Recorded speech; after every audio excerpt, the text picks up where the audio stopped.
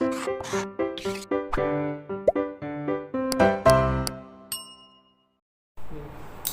Students, blueprint digital में आपका स्वागत है। मैं आपका फिजिक्स टीचर अनुज शर्मा।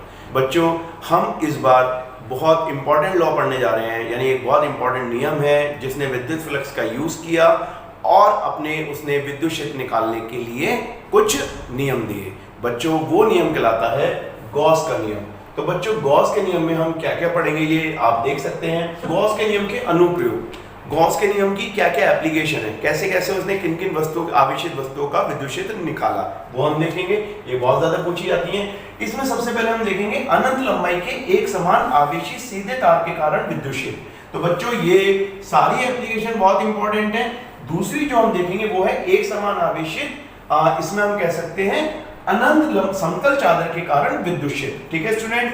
तीसरी जो है वो है एक समान आवेशित पतले गोलीय खोल के कारण विद्युत क्षेत्र। तो बच्चों, तीनों ही एप्लीकेशन बोर्ड में अलग अलग समय पर आती हैं। हर साल कोई ना कोई चेंज होके कोई ना कोई एप्लीकेशन आती रहती है। ठीक है स्टूडेंट, तो इनको हम बहुत ध्यान से समझेंगे। तो स्टूडेंट्स, अब हम गॉस के नियम की दूसरी एप्लीकेशन पढ़ेंगे और जो बहुत इंपॉर्टेंट है, ये भी बच्चों बोर्ड में बहुत बार पूछी गई है, इसको बहुत ध्यान से समझने की ज़रूरत है। तो बच्चों, दूसरी एप्लीकेशन है एक समान आवेशित अनंत समतल चादर के कारण विद्युत क्षेत्र। तो बच्चों, हमारे पास एक समतल चादर है और अनंत समतल चादर का मतलब क्या है बच्चों कि ये बहुत ज़्यादा पतली है। इतनी पतली है कि हम इसका जो सरफेस है वो इतना पतला है कि जो इसकी दोनों साइड है वो हम एक मान के चल रहे हैं कि बहुत ही ज़्यादा थिन और बहुत ही ज़्यादा पतली है। तो बच्चों, अब अगर हम बात करें एक समान आवेशित, तो हम ये कह सकते हैं कि इस पूरी शीट पे, यानी इस पूरी चादर पे जो है आवेश एक समान वितरित है। ठीक है बच्चों, तो एक समान आवेश है, आप देख सकते हैं हमने इसको धनात्मक आवेश माना है। बच्चों, अब हम क्या करना चाहते हैं, हम इस शीट के कारण विद्युत क्षेत्र निकालना चाहते हैं। ये जो हमारे पास समतल चादर है, तो बच्चों मैं मानता हूँ कि सपोज मुझे इस पॉइंट पे विद्युत क्षेत्र निकालना है, इस पॉइंट पे। ठीक है स्टूडेंट, इस पॉइंट पर मैं विद्युत क्षेत्र निकालना चाहता हूँ। तो इस बार मैं आपको एक बहुत अच्छी बात भी बताना चाहता हूँ कि आप देखिए कि यहाँ से हमें पता चलता है कि गॉस का नियम क्यों इतना इंपॉर्टेंट है। हम गॉस के नियम क्यों लगा रहे हैं यहाँ पे, क्योंकि विद्युत क्षेत्र का तो हम एक और फॉर्मूला जानते थे कूलॉम के नियम द्वारा। मैं सिर्फ इसको आपको वैसे ही समझाना चाह रहा हूँ कि कुछ लोग गॉस का नियम पढ़ लेते हैं लेकिन उन्हें पता नहीं चलता है कि गॉस का नियम इतना इंपॉर्टेंट क्यों है। तो बच्चों, हम विद्युत क्षेत्र का एक फॉर्मूला और जानते हैं, E बराबर Q/R²। ठीक है बच्चों, जहाँ पे Q एक बिंदु चार्ज होता था और R जिस बिंदु पे विद्युत क्षेत्र निकालना होता था उससे स्रोत आवेश की दूरी होती थी। बच्चों, यहाँ पे देखो, अगर मैं इस बिंदु से स्रोत आवेश की दूरी लूँ तो स्रोत आवेश कौन सा लूंगा, क्योंकि यहाँ पे जो आवेश है वो बिंदु चार्ज में एक समान आवेश में वितरित है, तो हम यहाँ से उसकी दूरी नहीं ले पाएंगे। तो बच्चों, मैं बताना चाह रहा था कि ऐसे केस में जहाँ पे आवेश बिंदु चार्ज होके किसी भी पृष्ठ पर एक समान वितरित होता है, वहाँ पे कूलॉम के नियम द्वारा लगाए गए फॉर्मूले नहीं लगते हैं। यहाँ पे हमें गॉस के लिए फॉर्मूला लगाना पड़ेगा, क्योंकि यहाँ पे विद्युत फ्लक्स यूज करेंगे। तो आप समझ सकते हैं कि गॉस का नियम वहाँ पे यूज हुआ जहाँ पे हमें विद्युत क्षेत्र निकालना था एक समान वितरित आवेश, जो आवेश किसी पूरे पृष्ठ पर वितरित होता है। ठीक है स्टूडेंट, तो ये भी आपको बात समझ में आनी चाहिए। बच्चों, अब हम आगे की बात अगर करें तो अब हम देखते हैं कि हमें गॉस का नियम यहाँ पे लगाना है। और गॉस का नियम हमारे पास क्या है, तो सबसे पहले हम उसे लिख लेते हैं। गॉस का नियम बच्चों हमारे पास है विद्युत फ्लक्स, ये आप देख सकते हैं, अब हम इसे पढ़ चुके हैं पहले भी, जिसे हम फाई बोलते हैं, और ये नेट विद्युत फ्लक्स होता है। तो इसके बारे में तो आप जानते हैं अच्छी तरह। और ये किसके बराबर होता है बच्चों, ये बराबर होता है Q/ε0। तो ये भी आप जानते हैं, Q/ε0।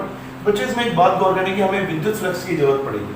तो हम यहाँ पे विद्युत फ्लक्स कैसे लें, क्योंकि जो आवेश है वो किसी क्लोज बाउंड्री पे नहीं है। ये जो बिंदु हमारा है यहाँ पे, ये एक हम कह सकते हैं किसी क्लोज बाउंड्री में नहीं है, ये किसी, और आवेश भी हमारा जो है वो बिल्कुल हमें क्लोज बाउंड्री में लेना है। तो हम एक ऐसा सरफेस मानेंगे कि जो सिमेट्रिकल हो, और जो इस बिंदु पे अगर हम लें तो इस बिंदु पे वो जो हमारा गोजीय पृष्ठ हो वो बिल्कुल कह सकते हैं कि उसके अंदर कहीं ना कहीं आवेश बंद होना चाहिए और वो कहीं ना कहीं कोई सिमेट्री रखे हुए हो।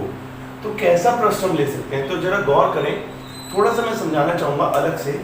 आप देखें कि अगर कोई प्लस का धनात्मक आवेश है इस तरीके से, थोड़ी देर सोचने की कोशिश करें कैसा गोलीय पृष्ठ होगा।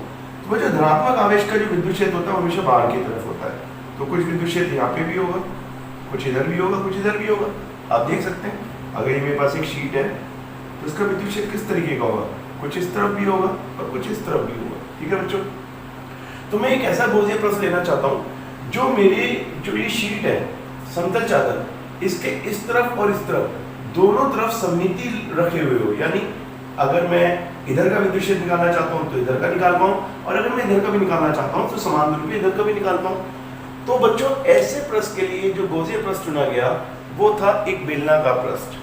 तो वो पृष्ठ कैसा था बच्चों, अगर मैं यहाँ से, आप ध्यान से देखें, अगर एक पृष्ठ ऐसा गुजारूं जो इस तरह से मुझे दिखाई दे, यहाँ पे देखिए, और ये इसके अंदर से पास हो रहा हो, हमें इसे कल्पना करने के अंदर से पास हो रहा है, और ये आप जानते हैं कि इसका क्रॉस सेक्शन एरिया यानी अनुप्रस्थ क्षेत्रफल है इस तरीके से, और इसी तरीके से मैं इसको यहाँ पे भी ले लूँ। तो अब आप देख सकते हैं ये इस तरीके से यहाँ पे आ जाएगा। तो अब आप देख सकते हैं कि इस बिंदु को मैं थोड़ी देर बीच में ले लेता हूँ यहाँ पे, जिससे हमें थोड़ा सा सही लगे। तो बच्चों आप देख सकते हैं कि बिंदु भी हमारे पृष्ठ के अंदर आ गया है। तो अब थोड़ा सा इसे और हम अच्छा दिखाएं कि ये इस अगर चादर से पास हो रहा है, इस चादर से पास हो रहा है, तो इसको हम थोड़ा सा ऐसे दिखा देते हैं।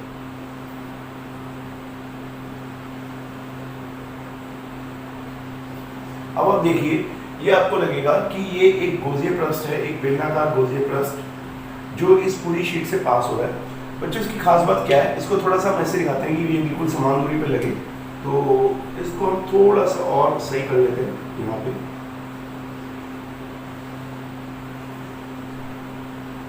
ठीक है स्टूडेंट्स, अब आपको दिख रहा होगा कि ये अभी भी शायद थोड़ा सा हमें डिफरेंस नजर आ रहा है, इसकी थोड़ी सी लेंथ हम कम कर देते हैं। अब हमें थोड़ा बिल्कुल सही नजर आ रहा है। ठीक है, अब आपको दिख सकता है कि एक ऐसा पृष्ठ जो हमारा जो समतल चादर है, इसको इसके दोनों तरफ समान रूप से किसी भी क्षेत्र पे किसी बिंदु पर सममिति लिए हुए है, यानी जितना डिस्टेंस मैं ये कह सकता हूँ उतने डिस्टेंस मैं इस बिंदु पे कह सकता हूँ। इस बिंदु को सपोज करिए मैं P डैश मान लूँ। ठीक है स्टूडेंट, अब बच्चों मैं मान लेता हूँ कि सपोज करिए कि इसके अंदर जो भी आवेश आ रहा है, जो भी आवेश है उसका नाम मैं Q रख देता हूँ। ठीक है, अब मैं इसको थोड़ी देर के लिए हटा देता हूँ और हम अब देखेंगे कि बेलनाकार जो हमारा बेलनाकार पृष्ठ होता है इसमें कितने प्रकार के हमें पृष्ठ मिलते हैं इस गॉसियन पृष्ठ में। तो बच्चों हम जानते हैं इसमें दो प्रकार के पृष्ठ होते हैं, एक होता है कर्व जो वक्राकार पृष्ठ होता है ये वाला बीच वाला, और दो होते हैं फ्लैट सरफेस यानी जिन्हें हम कह सकते हैं कि समतल पृष्ठ। जिस एक का नाम मैं फर्स्ट रख देता हूँ, एक का नाम मैं सेकंड रख देता हूँ और एक का नाम मैं थर्ड रख देता हूँ। तो एक बेलनाकार पृष्ठ में हमें तीन प्रकार के पृष्ठ मिलते हैं। और बच्चे मैं जान सकता हूँ और ये हम समझ भी सकते हैं कि विद्युत क्षेत्र धनात्मक का होगा हमेशा बाहर की तरफ होगा। अगर मैं इस बिंदु पे विद्युत क्षेत्र लेना चाहूँ तो इस तरीके से जा रहा होगा, ये तो मैं समझ सकता हूँ, इसको मैं इवन मान लेता हूँ। और बच्चों इस वाले पृष्ठ पे अगर मैं थोड़ी देर के लिए अगर यहाँ पे एक छोटा सा क्षेत्रफल अवयव मानूं, यानी एरिया जो एलिमेंट मानूं छोटा सा एरिया, तो बच्चों हम जानते हैं यहाँ पे उसका एरिया सदिश कितना होगा, इस प्रकार उसके लंबवत हो आप देख सकते हैं। तो बच्चों इस बार इस पृष्ठ पे जो एंगल बन रहा है विद्युत क्षेत्र और एरिया सदिश के बीच में वो कितना है, 0 डिग्री। तो ये आपको सही से दिखाई दे रहा होगा। बच्चों इसी प्रकार मैं एक ऐसा ही दूसरा इस तरफ लूँ, क्योंकि इस तरफ भी एक फ्लैट सरफेस है हमारे पास जिसे हम कह सकते हैं समतल पृष्ठ। तो बच्चों यहाँ पे जो विद्युत क्षेत्र जा रहा होगा वो इस तरीके से जा रहा होगा, E2 इस तरीके से मैं दिखा सकता हूँ। और बच्चों इसी पे अगर मैं एक एरिया एलिमेंट दिखाऊं तो उसका जो एक क्षेत्रफल सदिश होगा वो किस तरीके से होगा, इस तरीके से होगा। ठीक है स्टूडेंट्स, तो बच्चों अब थोड़ा सा एक बात ध्यान रखते हैं कि हमारे पास एक सरफेस और बचा हुआ है। वो कौन सा सरफेस है बच्चों, ये बीच वाला, ये जो हमारे पास वक्राकार पृष्ठ है। बच्चों अगर इसमें मैं बात करूं तो यहाँ पे थोड़ी देर के लिए अगर मैं इस पर किसी भी बिंदु पर सपोज मैं इस यहाँ पर एक एरिया एलिमेंट ले लूँ ds और इसका एकांक सदिश यानी क्षेत्रफल सदिश दिखाऊं इस तरीके से, तो बच्चों विद्युत क्षेत्र तो इसी दिशा में जाएगा बाहर की तरफ, वो तो इस दिशा में नहीं जाएगा। तो उसका जो अगर मैं दिखाऊं कि विद्युत क्षेत्र जो मिला है यहाँ पे वो इसी दिशा में, ये वाला इस तरीके से। बच्चों कितना एंगल हुआ इसके में, थीटा, और जो होगा हमारे पास मैं कह सकता हूँ थीटा बराबर 90 डिग्री। तो ये आप देख सकते हैं, और यही चीज़ मैं यहाँ पे भी देख सकता हूँ। अगर मैं यहाँ पे एक छोटा सा एरिया एलिमेंट मानूं ds, यहाँ पे ds और इसका क्षेत्रफल सदिश दिखाऊं, तो बच्चों हम देख सकते हैं कि इसका भी जो शीट का जो हमारे पास समतल चादर है, इसका भी जो क्षेत्र किस तरफ हुआ इस तरफ, जिसे हमने थोड़ी देर E2 माना है। और बच्चे यहाँ पे भी एंगल कितना होगा 90 डिग्री। तो थोड़ा सा गौर से देखते हैं बच्चों, हमारे पास किस तरीके से विद्युत क्षेत्र या जो हमारे पास थीटा एंगल है किस तरीके से दिखता है। थीटा एंगल हमारे पास दो पृष्ठों में 0 दिखता है और वक्राकार पृष्ठ के किसी बिंदु पर हमें थीटा कितना दिखता है बच्चों 90 डिग्री। तो बच्चों हम जानते हैं कि हमें क्या इस जो हमारे पास विद्युत फ्लक्स है ये पूरी क्लोज बाउंड्री का है। बच्चों क्लोज बाउंड्री का मतलब है जो हमने ये हमारा जो गोज़े पृष्ठ माना है ये हमारे पास क्लोज बाउंड्री है। तो बच्चों इसको अगर आपको थोड़ा सा कंफ्यूजन हो रहा है तो मैं थोड़ा सा ऐसे भी दिखा देता हूँ कि आपको ऐसे लगे। तो आप देख सकते हैं इस तरीके से हमें सिलेंडर दिखेगा जो इस पूरे अंदर से पास हो रहा है। तो बच्चों इसको हम अगर जब फ्लक्स निकालेंगे तो सबसे पहले हम क्या लेंगे LHS लेफ्ट हैंड साइड लेंगे। तो हम जो फाई निकालेंगे तो हम इस पूरे को तीन अपने पदों में तोड़ देंगे। जो हमारे तीन हमारे पास क्षेत्रफल है या हमारे पास तीन प्रकार के जो हमारे पास हैं हम कह सकते हैं पृष्ठ हैं। तो हम बच्चों सबसे पहले लेंगे फाई जो हमारे पास नेट आएगा तो वो कैसे आएगा, वो आएगा E.ds। बच्चों इसमें हम पहले सरफेस का नाम 1 रख लेते हैं क्योंकि हमें पहले पृष्ठ के लिए अगर इंटीग्रल करना है। दूसरे के लिए बच्चों मैं सेकंड नाम रख देता हूँ जो भी E.ds होगा। और बच्चों तीसरे का नाम जो हमारे पास वक्राकार पृष्ठ है उसका नाम थर्ड सरफेस रखा हुआ है तो उसको हम E.ds कर देते हैं। ठीक है स्टूडेंट, इसका नाम हमने इक्वेशन सेकंड रख दिया। बच्चों जरा गौर से देखें हमारे पास तीन पृष्ठ हैं और इसमें से एक पृष्ठ ऐसा है, अगर आप थर्ड पृष्ठ देखें तो थर्ड पृष्ठ के लिए थीटा कितना है 90 डिग्री। तो हम इसमें एक बात कह सकते हैं कि फाई जो नेट है बराबर, इसको अब अभी हम नहीं छेड़ेंगे, इसको हम एज इट इज रखते हैं थोड़ी देर के लिए। इस वाले को भी हम नहीं छेड़ेंगे।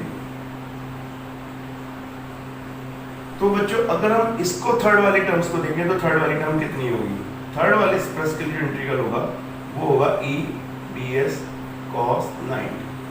ठीक है स्टूडेंट, क्योंकि वक्राकार पृष्ठ जो थर्ड वाला है इसमें जो क्षेत्रफल सदिश है और जो विद्युत क्षेत्र है उसके बीच का एंगल कितना है बच्चों 90 डिग्री।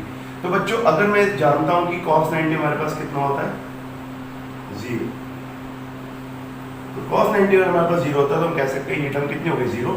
तो हमारे पास जो फाई मिला बच्चों वो हमारे पास फाई कितना होगा, फाई हमारे पास आएगा first E.ds plus second E.ds और बच्चों ये टर्म हमारे पास 0 हो जाएगी। तो इसका मतलब जो वक्राकार पृष्ठ है उसका यहाँ पे विद्युत क्षेत्र। स्टूडेंट अब हमारे पास सिर्फ दो टर्म्स बची हैं और ये दो टर्म जो हमारे पास आप देख सकते हैं, एक हमारे पास फ्लैट सरफेस ये वाला है जिसे हम कह सकते हैं समतल पृष्ठ और एक फ्लैट सरफेस ये वाला है। इन दोनों के लिए अगर गौर करें तो हमारे पास थीटा बराबर कितना है बच्चों, यहाँ पे भी हमारे पास theta is equals to 0 degree है। ठीक है स्टूडेंट, तो ये दोनों हमारे लिए विद्युत क्षेत्र के लिए कंट्रीब्यूशन करेंगे। तो बच्चों हम क्या कह सकते हैं जो हमारे पास फाई नेट मिलेगा तो वो कितना होगा बच्चों, तो हम कह सकते हैं फर्स्ट, तो हम कह सकते हैं जो पहला हमारे पास इलेक्ट्रिक फील्ड है हमने उसको भले E1 नाम रख दिया है और दूसरे वाले को E2 रख दिया है। नाम इसलिए रख दिया है कि हम बाद में उसका मान रख देंगे, अगर वो समान है तो समान रख देंगे, अलग है तो अलग रख देंगे। लेकिन इसमें मैं एक बात कहना चाहूँगा, यहाँ पे हम उसको E1 E2 हटा ही देते हैं थोड़ी देर के लिए। क्यों हटा देते हैं, क्योंकि उसकी वजह ये है कि समान अगर बिंदु पर हमने ये जो हमने गोज़े पृष्ठ लिया है इधर से भी समान है और समान दूरी पर है, एक समान आवेश क्षेत्र है, तो हम इसका E1 E2 नाम नहीं रखते। ठीक है, तो हम यहाँ पे E1 E2 हटा देते हैं, नहीं तो आप कंफ्यूज हो जाओगे। ठीक है स्टूडेंट, अब बच्चों अगर मैं कहता हूँ कि मुझे इसे खोलना है तो मैं कहूँगा E.ds। और बच्चों एक चीज़ और है, अगर हम यहीं पे इसको एक चीज़ देखें कि दोनों जो पृष्ठ हैं इनके जो बिल्कुल टर्म है दोनों बराबर हैं, क्योंकि ये और ये बिल्कुल समान दूरी पे शीट पे, तो हम इसमें यहाँ पे ट्वाइस लगा देते हैं। तो अब हम यहाँ पे 1 और 2 कुछ नहीं लिखेंगे, तो यहाँ पे अगर हम कर दें E.ds और यहाँ पे लिख दें cos 0। ठीक है स्टूडेंट्स, यहाँ पे आप देख सकते हैं। तो बच्चों यहाँ पे एक चीज़ और देखो, इसे जब हम इलेक्ट्रिक फील्ड को बाहर निकालेंगे तो ये हमारे पास आएगा ds और cos 0 कितना होता है बच्चों 1 होता है, या आप बता सकते हैं कि हमारे पास cos 0 जो होता है cos 0 डिग्री 1 होता है। ठीक है स्टूडेंट, अब बच्चों एक चीज़ देखिए, अब हमारे पास जो मिला वो टर्म हमें क्या मिली, वो हमें टर्म मिली 2ds और बच्चों ये 1 हो गया, तो ये हमारे पास 1 है। अब बच्चों ये क्या चीज़ है, ये आप देखिए जरा, इस चीज़ को एक बार दोबारा समझते हैं, किसी को भी अगर कोई परेशानी है तो इसको थोड़ा समझ लेते हैं, ये क्या चीज़ है। बच्चों ये जो है हमारे पास ds और इसका जो इंटीग्रल है, इसका क्या मतलब है? बच्चों यहाँ पे आप दोनों पे देखो, ये जो फ्लैट सरफेस हमारे पास सेकंड वाला है, इसमें हमने एक छोटा सा एलिमेंट दिया है किसी बिंदु पे ds, और इसी प्रकार हमने यहाँ पे भी लिया हुआ। बच्चों अगर ऐसे हम इनफाइनाइट, अगर हम छोटे एलिमेंट को लगातार माने कि हमने बहुत छोटे छोटे एलिमेंट लिया और इन सबको जोड़ते चले जाएं, क्योंकि इंटीग्रल का मतलब है जोड़ना, तो बच्चों में क्या प्राप्त होगा? हमें इस पूरे फ्लैट सरफेस का एरिया प्राप्त होगा। ये वाला अलग से जो देखिए, ये वाला जो एरिया, इसका पूरा एरिया प्राप्त होगा। ये फ्लैट सरफेस, चाहे यहाँ का ले ले चाहे यहाँ का ले ले। अगर इस फ्लैट सरफेस का एरिया हम थोड़ी देर के लिए कितना मान लें, s मान लें, हमें इस फ्लैट सरफेस के एरिया को किससे शो करना है? s से। तो हमें ये प्राप्त होगा 2 × s। ठीक है स्टूडेंट, और समीकरण जो हमारी चल रही है इसका नाम हम 4 रख देते हैं। हम यहाँ पे लिख देते हैं जो s है वो क्या है बच्चों? s इज जो है क्षेत्रफल है किसका बच्चों? हम कह सकते हैं पृष्ठ 1 या 2, किसी का भी हम क्षेत्रफल मान लेते हैं। ठीक है स्टूडेंट, तो हमारे पास जो बच्चों टर्म आई वो I phi net is equals to 2 × s। अब बच्चों हमारे पास गॉस थ्योरम जो है वो क्या है? तो हम जानते हैं हमें रखना है फाई नेट बराबर Q/ε। ये हम जानते हैं अच्छी तरह, आप देख सकते हैं। तो बच्चों यहाँ पे अगर हम देखें तो हमारे पास कितनी टर्म आ गई? फाई नेट कितना है बच्चों? हमारे पास 2। अच्छा बच्चों एक चीज और देखते हैं, e तो हमारे पास चल ही रहा था। अगर आप देखें यहाँ पे e हमारे पास था, तो e को हम यहाँ बाहर लिख लेते हैं, e हमारा रह गया है, यहाँ पे e आ जाएगा, और यहाँ पे भी हम e लिख देते हैं। यहाँ पे आ जाएगा हमारे पास 2 × es। तो यहाँ पे हमारे पास आ गया 2, फाई की वैल्यू है, इंटू e s बराबर Q/ε। ये आप देख सकते हैं अच्छी तरह। बच्चों हमें क्या निकालना है इसमें से? हमें क्या निकालना था बच्चों? हमें निकालना था इस पूरी शीट के कारण विद्युत क्षेत्र। ठीक है स्टूडेंट, तो हमने क्या किया, हमें ई की जरूरत है, हमें ई निकालना है। तो हम कहेंगे ई बराबर कितना आएगा बच्चों? ई बराबर आएगा Q/, ये 2 नीचे आ जाएगा, ε0 भी नीचे आ जाएगा, और बच्चों s आ जाएगा। ये आप देख सकते हैं बच्चों। अब आपको अगर मैं इसे समीकरण 4 दे दूं थोड़ी देर के लिए, तो आप जरा गौर करें ये क्या चीज है, ये क्या है? तो बच्चों Q/s, यानी जो भी यहाँ पे देखें, ये जो अनुप्रस्थ क्षेत्रफल है, यानी ये फ्लैट सरफेस है, ये वाला इस तरीके से हम कह सकते हैं, इसके अंदर जो भी आवेश आ रहा है प्रति एकांक क्षेत्रफल पर, ये कहलाएगा उसका आवेश घनत्व, पृष्ठीय आवेश घनत्व, जिसे हम किससे शो कर सकते हैं बच्चों? सिग्मा से। क्योंकि आवेश एक समान वितरित है, तो हम कह सकते हैं कि जो Q/एरिया यानी आवेश अपॉन घनत्व, जो हमारे पास क्षेत्रफल है, वो हमारे पास क्या होगा बच्चों? पृष्ठीय आवेश घनत्व। हम इसे लिख सकते हैं पृष्ठीय आवेश घनत्व। ठीक है स्टूडेंट, तो हमारे पास ये पृष्ठीय आवेश घनत्व हो गया, जिसमें दोबारा समझ लीजिए जो Q है वो इस गॉसियन सरफेस के अंदर जो बंद आवेश है हम उसकी बात कर रहे हैं अभी, और जो S है वो इसका जो हमारे पास हम कह सकते हैं जो क्षेत्रफल है, हम कह सकते हैं इसका जो हमारे पास क्षेत्रफल है उसकी बात कर सकते हैं। हमारे पास जो गॉसियन सरफेस माना है उसका क्षेत्रफल मान सकते हैं। ठीक है, तो पूरे उसके अंदर जो भी एक समान आवेश वितरित है और प्रति एकांक क्षेत्रफल पर हमारा पृष्ठीय आवेश घनत्व आ जाएगा। तो बच्चों अगर हम इसका मान लेते हैं तो हमारे पास क्या मान आएगा? आप देख सकते हैं Q/s को हम लिख सकते हैं सिग्मा, और ये हमारे पास हो सकता है 2/ε0। तो बच्चों थोड़ी देर के लिए गौर करें जरा, ये हमारे पास क्या है, इसे हम इक्वेशन ए मान लेते हैं। बच्चों ये जो विद्युत क्षेत्र है ये है इस पूरी समतल चादर के कारण किसी एक तरफ जो हमने बिंदु लिया है P, ये हमने बिंदु यहाँ पे अगर हम दिखाएं, ये बिंदु P था हमारे पास, थोड़ा यहाँ दिखा देते हैं। ठीक है स्टूडेंट, तो आप जरा गौर से देखें, वो हमने सिग्मा की टर्म्स में निकाला, सिग्मा के टर्म्स में निकाला है, क्योंकि चाहे हम यहाँ पे ले लें, चाहे यहाँ पे ले लें, चाहे यहाँ पे ले लें, चाहे यहाँ पे ले लें, चाहे यहाँ पे कहीं भी ले लें, अगर आवेश एक समान वितरित है तो पूरे एरिया पर जो आवेश का पृष्ठ घनत्व होगा वो एक समान होगा। ठीक है स्टूडेंट, तो आप थोड़ा गौर कर सकते हैं कि क्या इसमें उस चादर से उस बिंदु तक की दूरी आई है हमारे पास, तो हमारे पास कहीं भी दूरी नहीं आई है। इसका मतलब बच्चों क्या है, जो एक समान समतल चादर का जो विद्युत क्षेत्र होता है E, वो डिपेंड नहीं करता, यानी वो निर्भर नहीं करेगा। अगर हम बात करें निर्भर नहीं करता किस पर, तो वो दूरी पर डिपेंड नहीं करता, दूरी पर दूरी दूरी ये बच्चों बहुत पूछा जाता है कि शो करिए या बताइए कि एक समान विद्युत आवेश, एक समान आवेशित जो हमारे पास समतल चादर है उसका विद्युत क्षेत्र दूरी उस जो हमारे पास बिंदु है जहाँ पे हमें विद्युत क्षेत्र निकालना है उससे दूरी पर निर्भर नहीं करता, यानी इंडिपेंडेंट होता है। तो ई निर्भर नहीं करता है दूरी पर। किसकी दूरी पर बच्चों? हम कह सकते हैं बिंदु P की समतल चादर से, समतल चादर से। तो आप ये समझ सकते हैं कि बहुत बार इस तरीके से पूछा जाता है कि बताइए कि इस एक समतल चादर का जो विद्युत क्षेत्र है किसी बिंदु पर वो दूरी पर निर्भर नहीं करता, तो हमें यही लाना है। तो आप देख सकते हैं कि ये हमारे पास विद्युत क्षेत्र आ चुका है और इसमें हमारे पास जो आया है वो अपृष्ठीय घनत्व के रूप में आया है।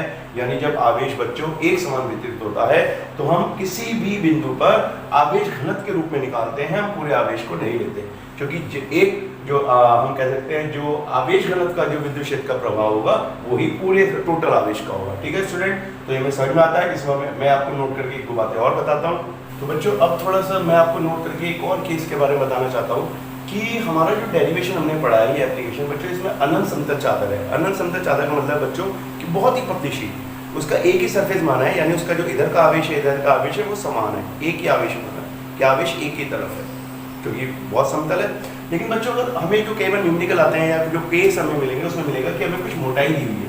तो बच्चों अगर हमें मोटाई दी है तो उसमें हमें पीछे का पृष्ठ मिलेगा। अगर ये मोटाई है तो इसकी मोटाई होगी तो आगे का पृष्ठ होगा, पीछे का होगा। बच्चों इसे मैं आपको ऐसे दिखाना चाह रहा हूँ कि ये मोटाई मैं आपको इस तरह से दिखाना चाह रहा हूँ, इसका मतलब ये और ये। तो जरा देखें कि मैंने आपको इसकी मोटाई दिखाई है, ये प्लस बच्चों बेसिकली पीछे की तरफ है, लेकिन हमने इस तरह से दिखा दिया।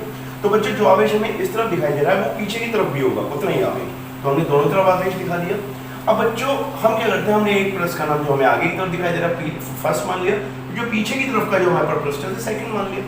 बच्चों वैसे तो क्योंकि हमारे पास एक समान आवेशित चादर है तो जो आवेश घनत्व होगा दोनों प्लस का समान होगा, लेकिन यहाँ पे मैंने सिग्मा और सिग्मा 2 इसलिए माना है, कई बार हमें न्यूमेरिकल आता है तो अलग अलग हमें जो पृष्ठ मिलते हैं। ठीक है स्टूडेंट, अब बच्चों मैंने उस पर आवेश दिखा के हम किसी बिंदु पी पर जब निकालेंगे तो मैं दोनों पृष्ठ को ले रहा हूँ। पहले मैंने पृष्ठ 1 का लिया, तो पृष्ठ 1 का जो विद्युत क्षेत्र होगा बिंदु पी पे E1, और इसका जो दूसरी तरफ होगा वो कितना होगा बच्चों, इस तरफ, उसे भी E1 ही मान लेते हैं, E1। ठीक है बच्चों, उसे मैंने थोड़ी देर के लिए E1 मान लिया, ये E1 हो गया और ये भी E1 हो गया। तो इससे पता रहेगा ये दोनों विद्युत क्षेत्र हैं पृष्ठ बन गए बच्चों। इसी प्रकार दूसरे वाले पृष्ठ का जो बिंदु विद्युत क्षेत्र होगा जो पीछे की तरफ मोटाई की तरफ है वो इस बिंदु पर हमने उसका नाम E2 रख लिया और उसी पृष्ठ का नाम विद्युत क्षेत्र में E2 मान लिया। बच्चों हम किसी एक तरफ की बात करते हैं, अगर मैं इस बिंदु की बात करूं इस बिंदु की तरफ, तो इसका जो कुल विद्युत क्षेत्र होगा बच्चों वो कितना आएगा इस बार। तो बच्चों पिछली बार जो है हमने एक ही पृष्ठ की बात करी थी तो हमने जो पृष्ठ घनत्व लिया था सिग्मा लिया था, लेकिन अगर हम मोटाई मान रहे हैं दो पृष्ठ है हमारे पास तो हम कहेंगे कि हमें दोनों का विद्युत क्षेत्र लेना है। तो पहले पृष्ठ का विद्युत क्षेत्र हमने अगर E1 माना है बिंदु P पर, तो दूसरे का बच्चों हमने कितना माना है E2। ठीक है स्टूडेंट, यहाँ पे मैं थोड़ा सा और अच्छी बात कर देता हूँ आपके लिए। ये क्योंकि हम दो इलेक्ट्रिक फील्ड ले रहे हैं तो हम इसको थोड़ा सा वेक्टर की फॉर्म में, सदिश की फॉर्म में लेंगे और यहाँ पे भी वेक्टर की फॉर्म में लेंगे। ठीक है स्टूडेंट, यहाँ पे मैं वेक्टर का साइन लगा देता हूँ थोड़ी देर के लिए। अब आप देखिए कि दोनों के विद्युत क्षेत्र जो है एक ही दिशा में तो वेक्टर है तो ये जुड़ जाएंगे। तो अगर मैं इनका मैग्नीट्यूड निकालने की कोशिश करूँ तो बच्चों मैग्नीट्यूड कैसे निकालेंगे, हम ऐसे लिख सकते हैं इस तरीके से और इसे भी इस तरीके से लिख सकते हैं। तो बच्चों हमने अभी पढ़ा है कि एक जो अनंत समतल चादर होती है उसका जो विद्युत क्षेत्र होता है वो होता है सिग्मा अपॉन एप्सिलॉन नॉट। तो बच्चों जो एक पृष्ठ है उसके लिए हम यही वाला फॉर्मूला यूज करेंगे। तो वो फॉर्मूला जो हमारे लिए बनेगा वो बनेगा E, क्योंकि हमने E1 माना है तो E1 का मतलब है जो हमारे पास फर्स्ट सरफेस है तो उसका विद्युत क्षेत्र बच्चों कितना होगा सिग्मा 1, क्योंकि सिग्मा में हमें 1 रखना है क्योंकि पहला पृष्ठ है, अपॉन यहाँ पे 2 आता है तो 2 एप्सिलॉन नॉट। इसी प्रकार E2 दूसरे पृष्ठ की वजह से यहाँ पे उसे हम कहेंगे 2 सिग्मा 2 अपॉन 2 एप्सिलॉन नॉट। ठीक है बच्चों, गौर करने वाली बात है कि दोनों विद्युत क्षेत्र समान दिशा में तो दोनों ऐड हो जाएंगे, दोनों का हम जोड़ कर देंगे।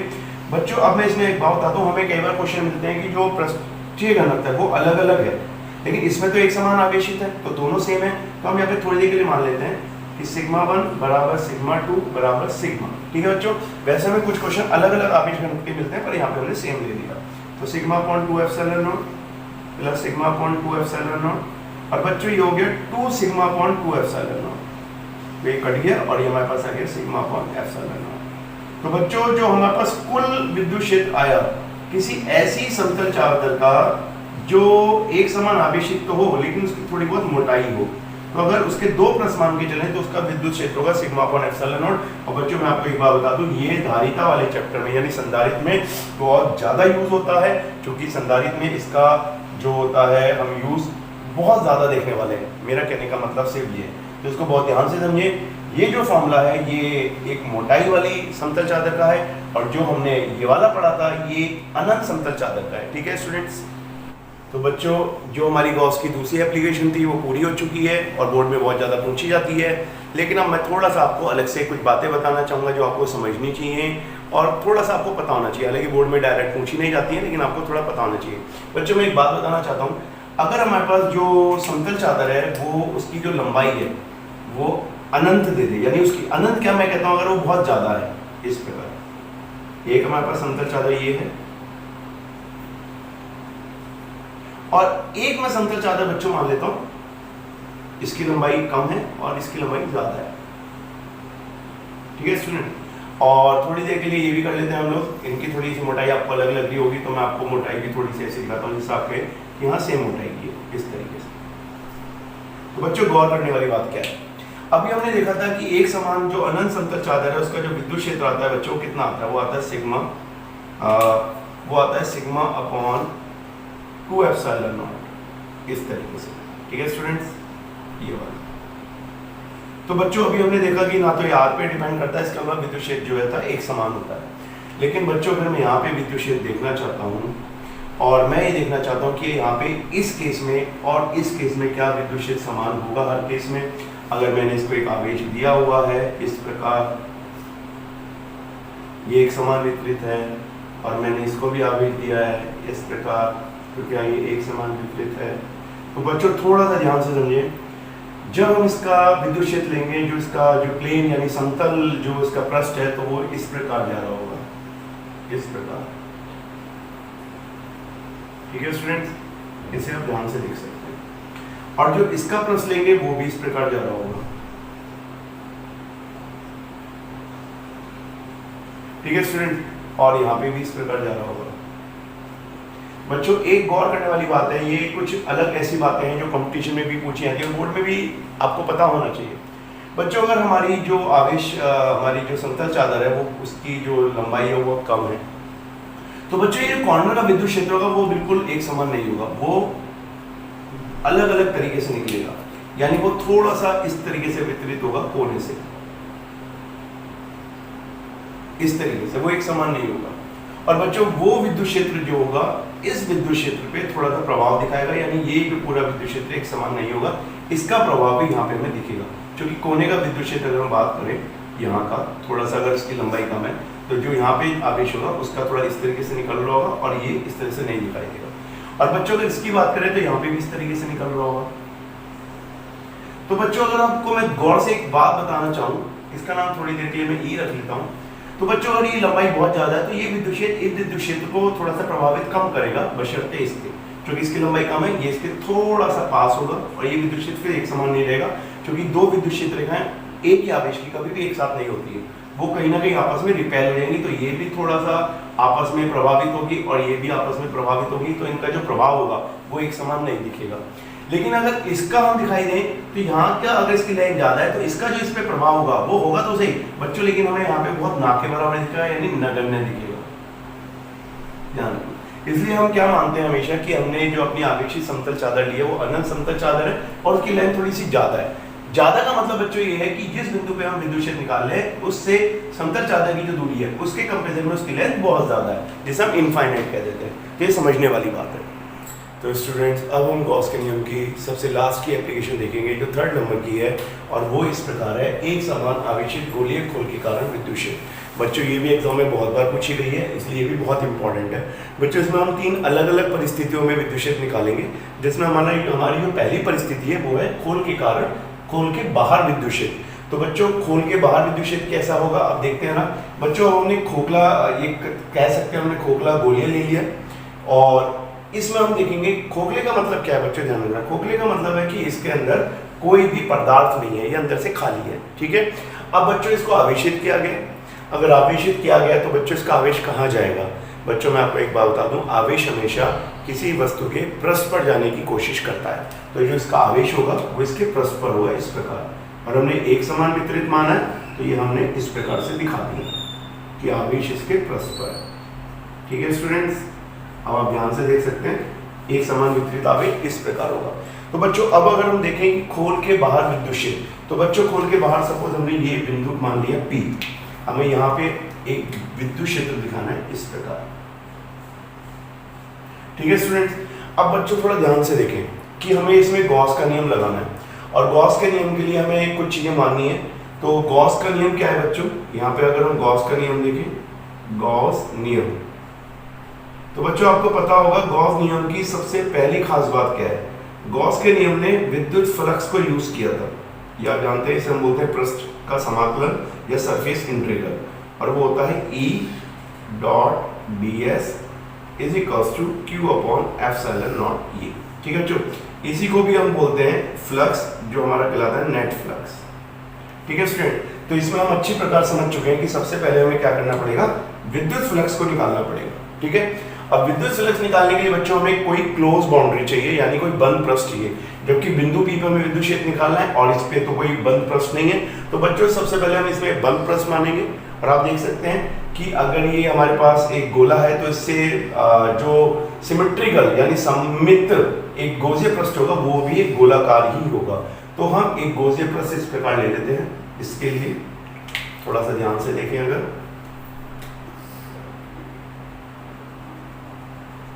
इस प्रकार, ठीक है स्टूडेंट, और ये बिंदु P हम यहां ले लेते हैं, यहां पे, ठीक है। अब आप देख चुके हैं बच्चों, इसको हम क्या बोलते हैं आपको पता है, इसे हम बोलते हैं गॉसियन पृष्ठ। तो इसमें हमें ज्यादा बात करने की जरूरत नहीं, हम जानते हैं कि ऐसा पृष्ठ जो कोई ना कोई सममिति लिए होता है और जो एक काल्पनिक पृष्ठ होता है जिसके अंदर हम फ्लक्स निकालते हैं, ठीक है स्टूडेंट। अब बच्चों हमें कुछ चीजें और भी माननी पड़ेंगी। हम ये मानते हैं कि ये जो हमारे पास दिया हुआ गोला था, जो हमारे पास मेन गोला है, इसका अगर हम केंद्र O ले लें तो इसकी जो मेन त्रिज्या है, जो मेन रेडियस है वो कैपिटल R है, ठीक है स्टूडेंट। और जो बिंदु P है बच्चों, उसकी केंद्र से जो दूरी है ये वाली, इसको हम स्मॉल r ले लेते हैं। ये आपको इस प्रकार दिख गया होगा। तो बच्चों कई बार बोर्ड में इस प्रकार भी आता है, आप देख सकते हैं जो r है, कैपिटल R, जो मेन त्रिज्या है, वो जो हमारा दिया हुआ बिंदु है जहाँ पे हमें विद्युत क्षेत्र निकालना है, उसकी केंद्र से दूरी r है, तो इसे हम ऐसे भी कह सकते हैं जब r ग्रेटर देन r हो, ठीक है इसमें। तो कई बार इस तरीके से ही बोर्ड में क्वेश्चन आता है। अब बच्चों सबसे पहले गौर करें तो हमें क्या करना होगा। आप अगर देखें तो हमें एक सरफेस यानी एक एलिमेंट मानना होगा, एरिया एलिमेंट, छोटा सा एरिया एलिमेंट मानना होगा। तो अगर हम इस पे यहाँ पे एक छोटा सा एरिया एलिमेंट इस प्रकार मान लें और इसको ds दिखा दें, तो आप देखिए इसका जो एकांक सदिश होगा यानी क्षेत्रफल सदिश होगा वो किस तरफ होगा, वो इस तरफ होगा। और बच्चों आपको पता है अगर कोई धनात्मक आवेश है तो उसका विद्युत क्षेत्र किस तरफ होता है, उसका विद्युत क्षेत्र भी इस तरफ होता है, ठीक है स्टूडेंट। यहाँ इन दोनों के बीच कितना एंगल हुआ बच्चों, इन दोनों के बीच एंगल हुआ 0 डिग्री का। बच्चों गॉसियन पृष्ठ की खास बात यह है कि अगर ये बिंदु मैं कहीं और मानता, मैं अगर ये बिंदु यहाँ मानता, तो विद्युत क्षेत्र और क्षेत्रफल सदिश के बीच में यहाँ पे भी कोण कितना होता बच्चों, 0 डिग्री।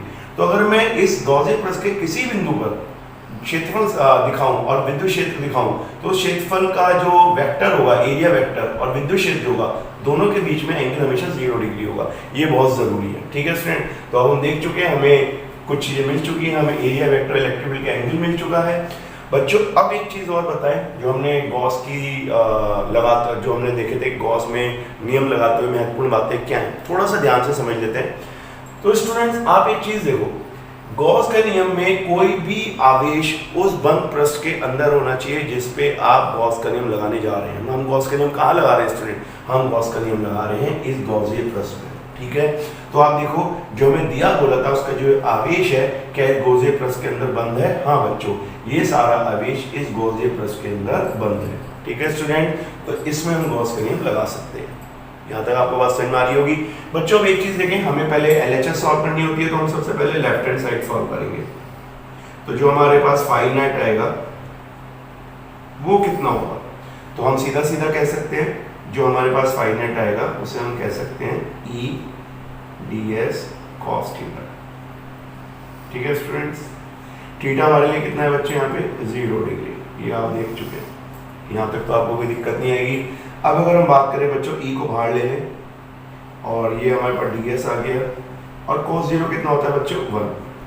अगर हम cos 0 लेंगे तो कितना होगा 1 हो जाएगा, तो इसमें हमें ज़्यादा दिक्कत तो नहीं आनी चाहिए। और ये आ गया ई डी एस और इस इक्वेशन को मान लेते हैं 2 और ये हमारे पास हो जाएगा फाइनाइट। बच्चों थोड़ा ध्यान से देखो, ध्यान देने वाली बात है, आप वैसे हम इतनी सारी एप्लीकेशन कर चुके हैं, जो बच्चे पिछली क्लास में रहे होंगे, जिन्होंने मेरा पिछली क्लास देखी होगी, उन्हें अच्छी तरह पता होगा कि ये जो इंटीग्रल डीएस होता है, क्लोज इंटीग्रल डीएस, ये क्या है। तो बच्चों क्लोज इंटीग्रल डीएस का मतलब है कि अगर मैं इस सरफेस पे ऐसे छोटे छोटे इनफाइनाइट एरिया एलिमेंट यानी क्षेत्रफल अवयव मानूं और उन सबको जोड़ कर दूं, क्योंकि इंटीग्रल का मतलब हम जानते हैं जोड़ना, और इसका जो ये चिन्ह बनाया हुआ है हमने, ये जो हमारा इंडिकेशन है, इसका मतलब है क्लोज इंटीग्रल, पूरी बाउंड्री को लेना है। तो बच्चों में इसका पूरा एरिया मिल जाएगा गॉसियन सरफेस का। और बच्चों इसका एरिया अगर थोड़ी देर के लिए मैं क्या मान लेता हूँ, इसका एरिया थोड़ी देर के लिए मैं एस मान लेता हूँ, तो इसमें तो कोई दिक्कत नहीं होगी। तो बच्चों यहाँ पे हमारे पास आ जाएगा ई एस। ठीक है स्टूडेंट, और बच्चों ई, और यहाँ पे अगर हम देखें तो अगर इसकी त्रिज्या r है तो पूरे गॉसियन पृष्ठों की एक गोला है और इसका जो एरिया होगा वो होगा 4 पाई r स्क्वायर। तो मुझे लगता है कि यहाँ तक आपका सॉल्व हो गया होगा। तो बच्चों ये किस चीज की वैल्यू है हमारे पास, ये हमारे पास आई फाई नेट। ठीक है स्टूडेंट्स, तो स्टूडेंट्स अब हमारे पास फाई आ चुका है और अब हम इस फाई को अपनी गॉस की इक्वेशन फर्स्ट में रखेंगे। तो हम देख सकते हैं जो हमने लिखा था कि phi net is equals to surface integral E dot D S बराबर क्यू अपॉन एप्सिलॉन नॉट। ठीक है ना स्टूडेंट, ये तो होती है। तो बच्चों अगर इसमें हम वैल्यू रखें तो हमारे पास कितनी वैल्यू हो गई, हम कहेंगे E 4 pi r square is equals to q upon epsilon. इस प्रकार आ गई। बच्चों क्यू का है, क्यू को हम यहाँ पे भी लिख सकते हैं थोड़ा सा परिबद्ध चार्ज। ठीक है स्टूडेंट, और यहाँ पे भी हम इस तरीके से लिख सकते हैं चाहो तो परिबद्ध चार्ज।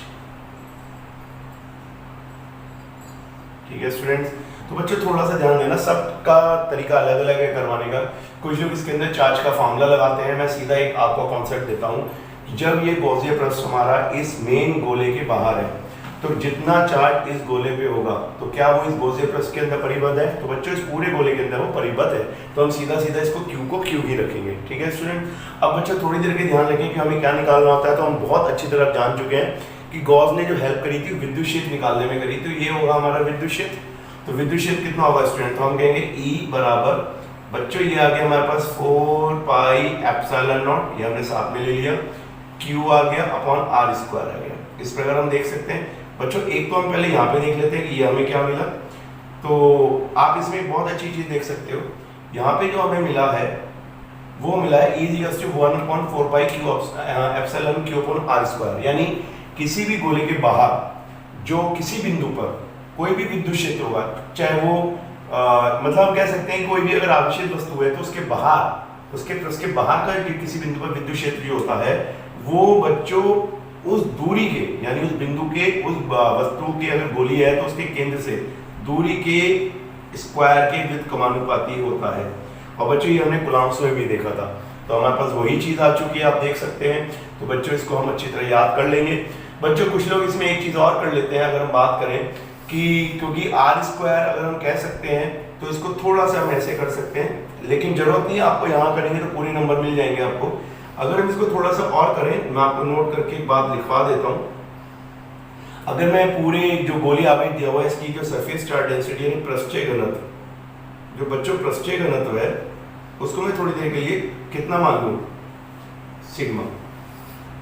ठीक है स्टूडेंट, तो बच्चों अगर हम देखें ये जो हमारे पास इक्वेशन ए है इसे हम ऐसे लिख लें 1/एप्सिलॉन नॉट और इसे हम लिख लें Q और ये है 4 पाई R स्क्वायर।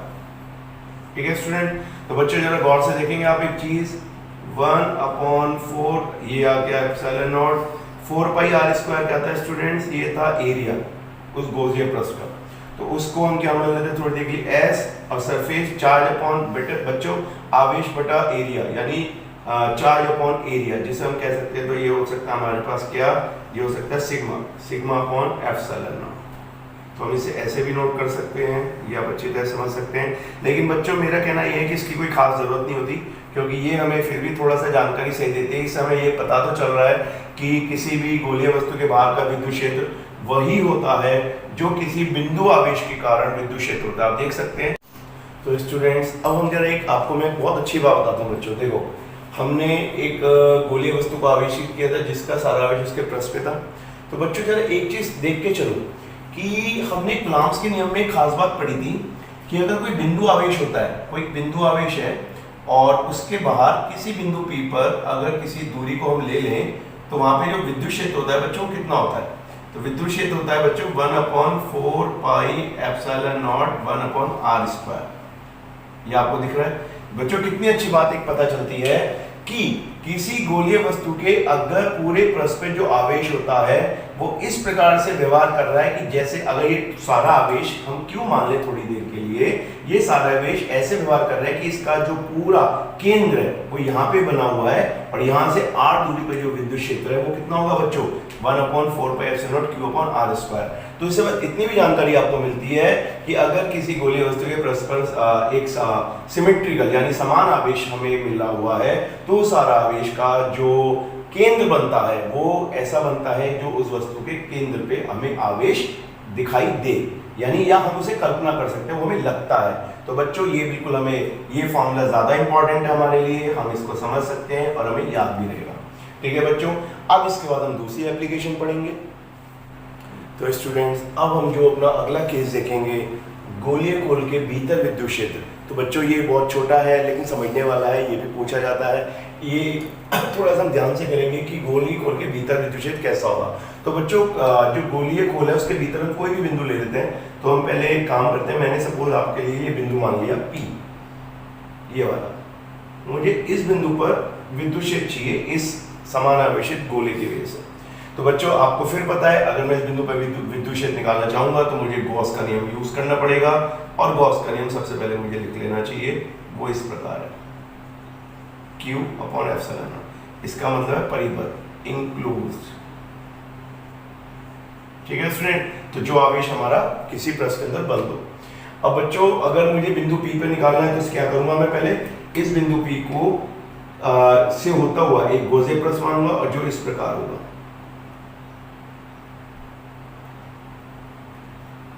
तो ये आप देख सकते हैं इस प्रकार मैंने ये मान लिया है। ठीक है स्टूडेंट, अब आप गौर से एक बात देखो बच्चों, इसको थोड़ा सा ऐसा कर दें जिससे हमें ठीक लगे। बच्चों एक चीज देखो, अगर यहां से इस बार मैं इस ये जो हमारा गोजीय पृष्ठ है इसे मैं लिख देता हूं जिससे आप कंफ्यूज ना हो, गोजीय पृष्ठ, गोजीय पृष्ठ। तो बच्चों ये इसका जो त्रिज्या मान लें, इसकी r मान लें। तो बच्चों इस बार मैं ये कह सकता हूं कि इस बार मेरे पास r less than capital R। इस तरीके से बच्चों क्वेश्चन आ जाता है कई बार कि वहां पे बताइए जहां पे जो दिया हुआ दूरी है वो कैपिटल R से कम पे है। तो बच्चों फिर बात हुई हमारे पास कि अगर हम यहाँ पे देखें और इसमें हम एक चीज पे गौर करें बच्चों, ये जो हमारे पास आवेश है जो किसी पृष्ठ के अंदर बंद होना चाहिए और ये हमारा गोलीय पृष्ठ है, तो बच्चों क्या इसके अंदर कोई आवेश होगा? ध्यान से समझना बच्चों, सारा आवेश जो है वस्तु के पृष्ठ पर है बाहर की तरफ, तो कोई भी आवेश इस गोलीय पृष्ठ के अंदर परिपथ यानी इंक्लोज नहीं होगा। और जब तक कोई भी आवेश पृष्ठ के अंदर नहीं होता बच्चों, हम गॉस का नियम नहीं लगा सकते क्योंकि हमें विद्युत फ्लक्स नहीं मिलेगा। विद्युत फ्लक्स तभी मिलता है जब कोई आवेश किसी पृष्ठ के अंदर परिपथ या इंक्लोज होता है। तो जो हम कह सकते हैं यहाँ पे कि Q परिपथ इज इक्वल्स टू 0, कोई भी आवेश पृष्ठ के अंदर नहीं है। अच्छा बच्चों, अगर Q 0 हो गया तो थोड़ी देर के लिए गौर करें अगर हम एक तरीके से, तो यहाँ कितना हो गया बच्चों? Q 0, तो ये पूरी टर्म 0 हो जाएगी। बच्चों अब थोड़ी देर के लिए देखें, अगर हम इसे खोल भी दें E ds और cos थीटा, और ये बराबर 0 और ये इंटीग्रल है हमारे पास। ठीक है स्टूडेंट, तो गौर से एक बात देखें, थीटा अगर हम पुरानी कंडीशन के हिसाब से देखें, जो कि सिमेट्रिकल गोला है हमारे पास गोलीय पृष्ठ, एक गोलीय पृष्ठ है, तो अगर थीटा हम 0 ही ले लें थोड़ी देर के लिए, थीटा 0, और अगर कोई और वैल्यू भी हो, थीटा 180 जा सकता है मैक्सिमम, या कम से कम 0 होगा, ठीक है। तो कुल मिला के ये तो है कि थीटा जो हमारे पास 0 डिग्री ले ले। और बच्चों ये जो हमारे पास सरफेस इंटीग्रल है ds, ये हमारे पास 4πr² है, तो हम ये कह सकते हैं जो सरफेस इंटीग्रल ds है और जो थीटा है हमारे पास, जो थीटा का कोई cos, अगर थीटा 0 है तो cos 0 कितना होगा बच्चों, cos 0 1 होगा। तो आप थोड़ी देर के लिए देख सकते हैं कि ये v नॉट इक्वल टू 0 है और ये v नॉट इक्वल टू 0 है, तो इसका मतलब 0 कौन है, तो बच्चों हम कह सकते हैं कि e इज इक्वल टू 0 होगा, क्योंकि जो ds है वो 0 नहीं हो सकता, 4π² है, थीटा अगर हम 0 मान लें तो cos 0 कितना होगा बच्चों, 1 होगा, तो वो भी 0 नहीं है। और अगर मैक्सिमम एंगल 180 में हमें मिल जाए, मैं एक बात बोल रहा हूं, तो भी cos 180 -1 होता है, 0 नहीं होता। तो थीटा 0 नहीं है हमारे पास, टोटल एरिया 0 नहीं है गॉसियन पृष्ठ का, तो 0 क्या होगा बच्चों, इलेक्ट्रिक फील्ड। इसका मतलब बच्चों एक बात बहुत ध्यान रखना, इस पे 1 मार्क्स के क्वेश्चन भी पूछे जाते हैं, किसी आवेशित गोलीय वस्तु के अंदर विद्युत क्षेत्र हमेशा 0 या 0 होता है, ये आपको बहुत ध्यान रखना है, बहुत इंपॉर्टेंट है। तो बच्चों ये गॉस के नियम की दोनों, मतलब हम कह सकते हैं थर्ड एप्लीकेशन के दोनों केस हुए, दोनों ही बहुत अच्छी तरह पूछे जाते हैं। अब मैं आपको गॉस के नियम के लिए कुछ और क्वेश्चन भी कराऊंगा जो बहुत